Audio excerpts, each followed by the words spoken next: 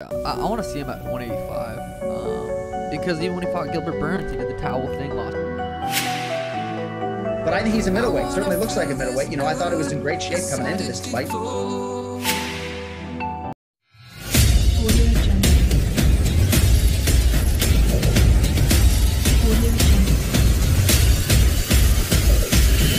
Audio Jungle.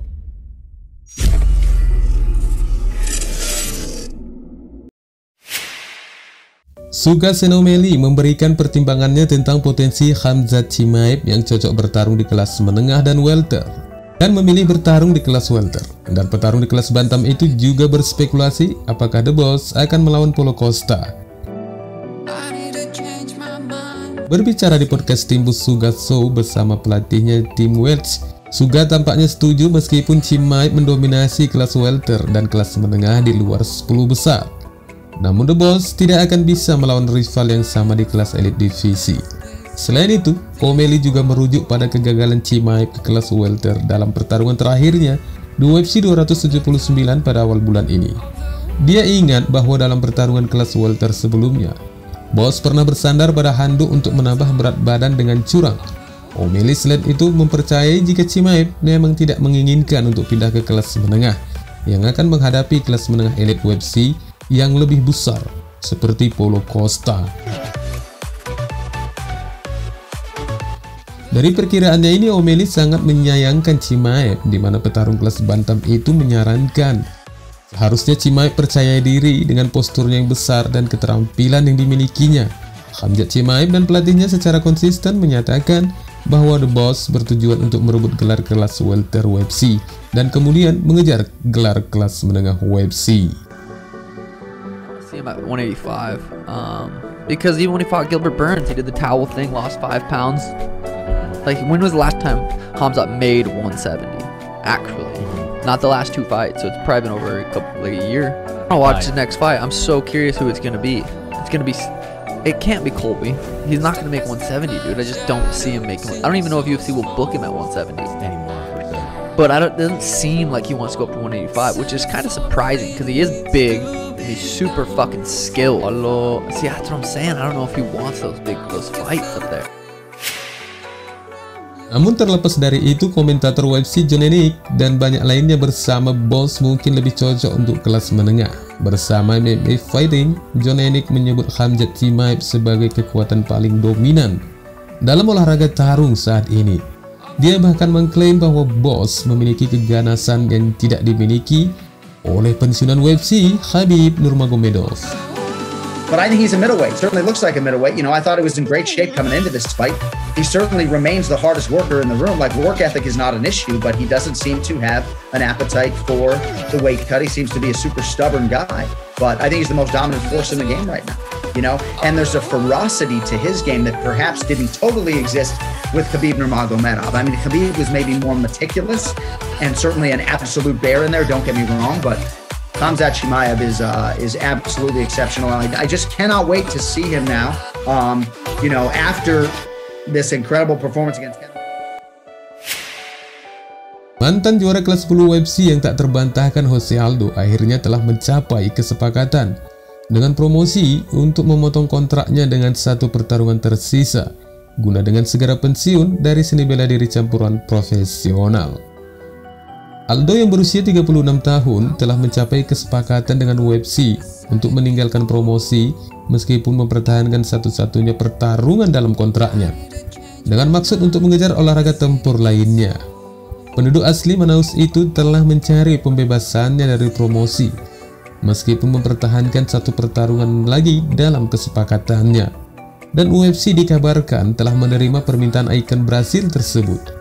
Spekulasi mulai meningkat mengenai potensi pensiun dari olahraga untuk Jose Aldo, atau setidaknya keluar dari promosi, setelah reporter TSN Aaron Bronsteter mencatat bagaimana mantan juara kelas 10 itu dikeluarkan dari kelompok peringkat penggemar pada hari Minggu kemarin.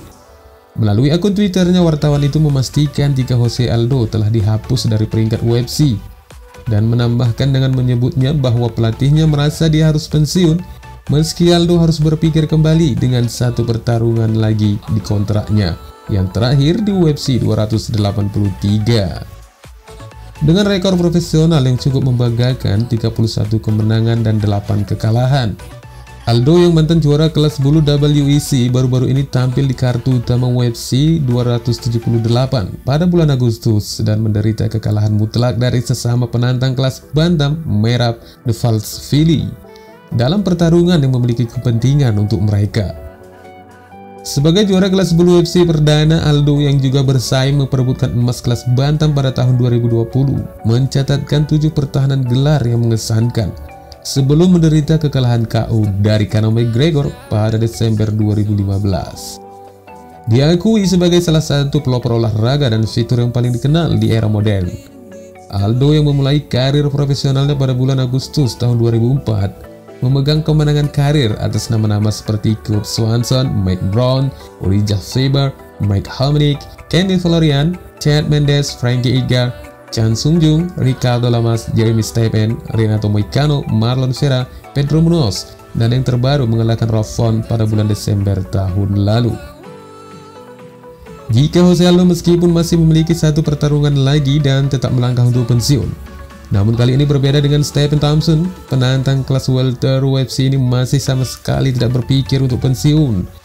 Meskipun ada beberapa saran dari berbagai rekan yang menyarankan Wonderboy untuk melakukan hal itu. Wonderboy yang telah absen sejak bentrokan dengan Belal Muhammad pada Desember lalu dan spesialis karate itu dengan mudah dikalahkan Belal.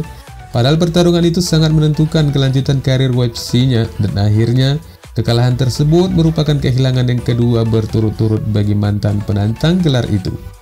Sejak saat itu, Thompson yang telah berusia 39 tahun menjauh dari kandang. Namun itu bukan karena kurangnya info.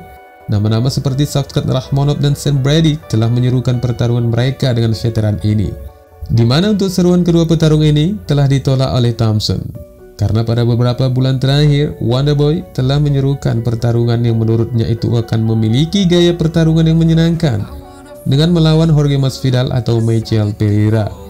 Namun hingga sekarang, Thompson belum memiliki apapun potensi untuk bertarung ke depannya dari UFC. Banyak penggemar berpikir bahwa petarung yang berusia 39 tahun itu segera berpikir untuk pensiun karena komentarnya baru-baru ini. Namun tampaknya tidak demikian. Stephen Thompson mengungkapkan bahwa dia tidak memikirkan pensiun dalam waktu dekat karena menurutnya kembali dia tidak memiliki batas waktu untuk gantung sarung tangan.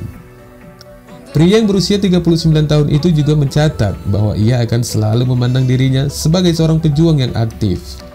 Tidak, aku tidak tahu. Aku kira karena aku tidak merasa tua. Aku tidak merasa tua jadi aku tidak pernah memikirkannya. Dan aku tidak suka memikirkan itu. Aku tidak tahu. Karena aku seorang petarung dan aku suka bertarung. Akan ada hari, meski begitu, meskipun aku tidak akan memiliki pertarungan profesional, aku akan tetap menjadi seorang petarung. Aku masih akan berkelahi. Aku masih akan masuk sparring pelatihan, katanya bersama media MMA. Dan kemudian pada kesimpulan terakhirnya, Thompson kembali mengatakan jika dia tidak akan memikirkan akhir untuk karirnya. Wassalamualaikum warahmatullahi wabarakatuh.